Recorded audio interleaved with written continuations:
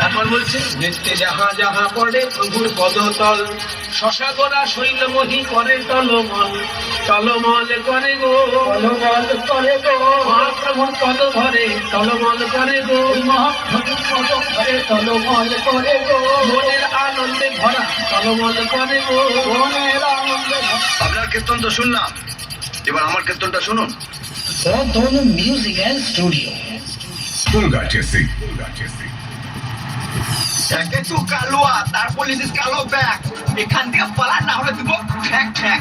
3, 2, 1, jump.